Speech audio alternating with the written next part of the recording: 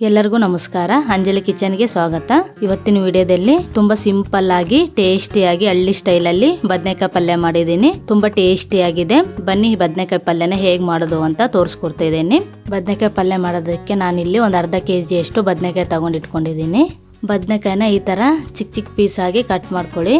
ನೋಡಿ, ಇಲ್ಲಿ ನಾನು ನಾಟಿ ಬದನೆಕಾಯಿ ತಗೊಂಡಿದ್ದೀನಿ. ಇದು ಪಲ್ಯಗೆ ಸೂಪರ್ ಆಗಿರುತ್ತೆ.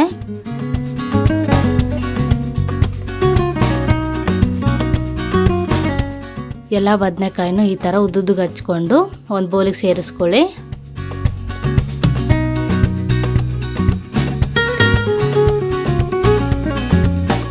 ಒಂದು ಬೌಲಿಗೆ ಆ್ಯಡ್ ಮಾಡ್ಕೊಂಡಾದ್ಮೇಲೆ ಒಂದು ಚೊಂಬಷ್ಟು ನೀರು ಸೇರಿಸ್ಕೊಂಡು ಸೈಡ್ಗೆ ಎತ್ತಿಕೊಳ್ಳಿ. ಬದನೆಕಾಯಿನ ಆದಷ್ಟು ನೀರಲ್ಲೇ ಬಿಡಿ, ಇಲ್ಲಾಂದರೆ ಬ್ಲಾಕ್ ಆಗೋಗ್ಬಿಡುತ್ತೆ. ಇದನ್ನ ಸೈಡ್ಗೆ ಎತ್ತಿಟ್ಕೊಂಡು ಏನೇನು ಮಸಾಲೆ ಬೇಕಂತ ನೋಡೋಣ ಬನ್ನಿ. ಒಂದು 8 ಹಸಿಮೆಣ್ಸಿನ್ಕಾಯಿ ತಗೊಂಡಿದ್ದೀನಿ. ಒಂದು ಟೊಮೊಟೊ, 2 ಗೆಡ್ಡೆ ಈರುಳ್ಳಿ, 1 ಬೌಲಷ್ಟು ಹಸಿ ಕಡಲೆ ಬೀಜ, 2 ಗೆಡ್ಡೆ ಬೆಳ್ಳುಳ್ಳಿ, ಒಂದು ಅರ್ಧ ಬೌಲಷ್ಟು ಹುಚ್ಚೆಳ್ಳು, 1 ಬೌಲಷ್ಟು ಕಾಯಿ ತುರಿ. ಇದನ್ನ ಸೈಡಿಗೆ ಎತ್ತಿಟ್ಕೊಂಡು ಹಂಚಿಗೆ ಹಸಿ ಕಡಲೆ ಬೀಜ ಸೇರಿಸ್ಕೊಂಡು ಬ್ರೌನ್ ಕಲರ್ ಬರೋವರೆಗೂ ಹುರ್ಕೊಳ್ಳಿ.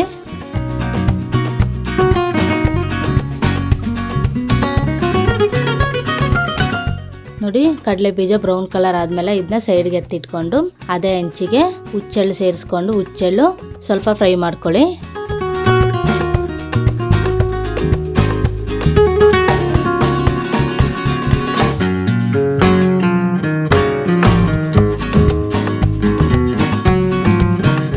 ಇದನ್ನ ಸೈಡ್ಗೆ ಎತ್ತಿಟ್ಕೊಂಡು ಮಿಕ್ಸಿಗೆ ಹಾಕೋಣ. ಹುರಿದಿರೋ ಕಡಲೆ ಬೀಜನ ಮಿಕ್ಸಿ ಜಾರಿಗೆ ಸೇರಿಸ್ಕೊಂಡು ಪುಡಿ ಮಾಡ್ಕೊಳ್ಳಿ.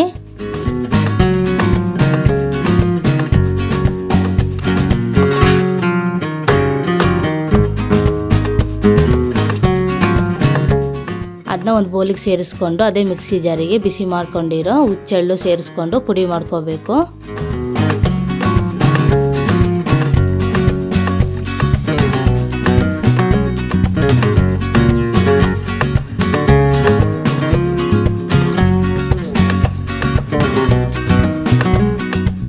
ನೋಡಿ, 2 ಪುಡಿಗಳನ್ನು ಒಂದು ಬೌಲಿಗೆ ಸೇರಿಸ್ಕೊಂಡು ಇದನ್ನ ಸೈಡ್ಗೆ ಎತ್ತಿಟ್ಕೊಂಡು ಒಂದು ಬಾಣಲಿಗೆ 2 ಸ್ಪೂನ್ ಎಣ್ಣೆ ಸೇರಿಸ್ಕೊಂಡು ಎಣ್ಣೆ ಸ್ವಲ್ಪ ಬಿಸಿ ಆದಮೇಲೆ 1/4 ಸ್ಪೂನ್ ಸಾಸಿವೆ, 1/4 ಸ್ಪೂನ್ ಜೀರಿಗೆ, ಕಟ್ ಮಾಡಿ ಇಟ್ಕೊಂಡಿರೋ ಈರುಳ್ಳಿ ಹಾಗೆ ಕರಿಬೇವು ಸೇರಿಸ್ಕೊಂಡು ಈರುಳ್ಳಿನ ಎಣ್ಣೆಯಲ್ಲಿ ಸ್ವಲ್ಪ ಫ್ರೈ ಮಾಡ್ಕೊಳ್ಳಿ.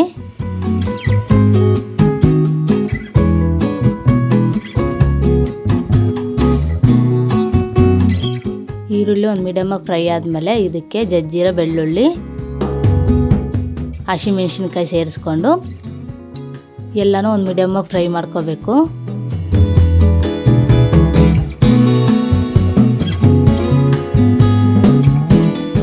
ನೋಡಿ, ಒಂದು ಮೀಡಿಯಮ್ ಆಗಿ ಫ್ರೈ ಆದಮೇಲೆ ಇದಕ್ಕೆ ಟೊಮೊಟೊ,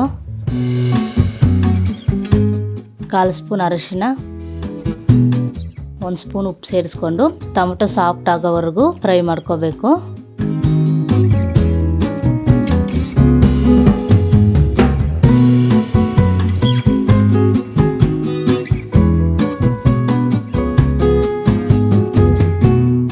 ಇದು ಸ್ವಲ್ಪ ಫ್ರೈ ಆಗಲಿ. ಇದನ್ನ ಮುಚ್ಚಿ 1-2 ನಿಮಿಷ ಬೇಯಿಸ್ಕೊಳ್ಳೋಣ.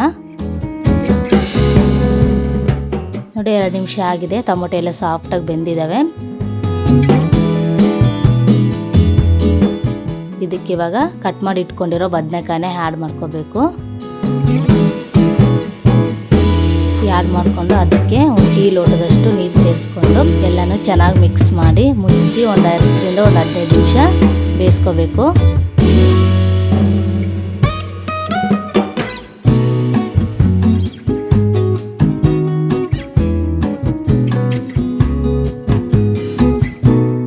ನೋಡಿ, 10ರಿಂದ 15 ನಿಮಿಷ ಆಗಿದೆ. ಬದನೆಕಾಯಿ ಎಲ್ಲ ಸಾಫ್ಟಾಗಿ ಬೆಂದಿದ್ದಾವೆ.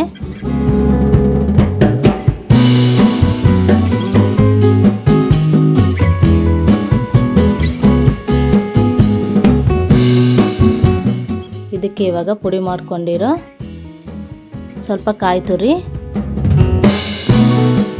ಹಾಗೆ ಮಿಕ್ಸಿಗೆ ಹಾಕ್ಕೊಂಡಿರೋ ಪುಡಿಗಳನ್ನು ಸೇರಿಸ್ಕೊಂಡು ಎಲ್ಲನೂ ಚೆನ್ನಾಗಿ ಮಿಕ್ಸ್ ಮಾಡ್ಕೋಬೇಕು. ನೋಡಿ, ಪಲ್ಯಗೆ ಹುಚ್ಚೆಳ್ಳು ಪುಡಿ ಮಾಡ್ಕೊಂಡು ಹಾಕೋದ್ರಿಂದ ಪಲ್ಯ ತುಂಬ ಟೇಸ್ಟಿಯಾಗಿರುತ್ತೆ.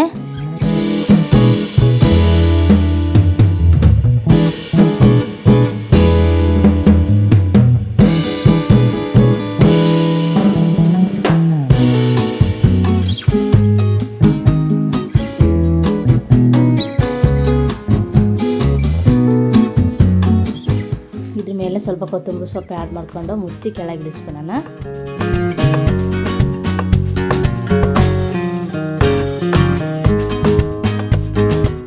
ನೋಡಿ ಬದನೆಕಾಯಿ ಪಲ್ಯ ಸೂಪರಾಗಿ ರೆಡಿಯಾಗಿದೆ.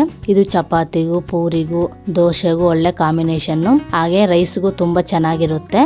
4 ಬದನೆಕಾಯಿ ಇದ್ದರೆ ಸಾಕು, ಈಸಿಯಾಗಿ ಸಿಂಪಲ್ಲಾಗಿ ಬದನೆಕಾಯಿ ಪಲ್ಯನ ಮಾಡ್ಕೋಬೋದು.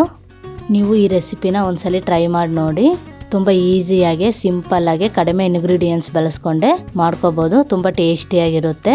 ಹಾಗೆ ನಮ್ಮ ಚಾನಲ್ನ ಸಬ್ಸ್ಕ್ರೈಬ್ ಮಾಡ್ಕೊಳ್ಳಿ. ವಿಡಿಯೋ ಇಷ್ಟ ಆದರೆ ಲೈಕ್ ಮಾಡಿ, ಕಮೆಂಟ್ ತಿಳಿಸಿ.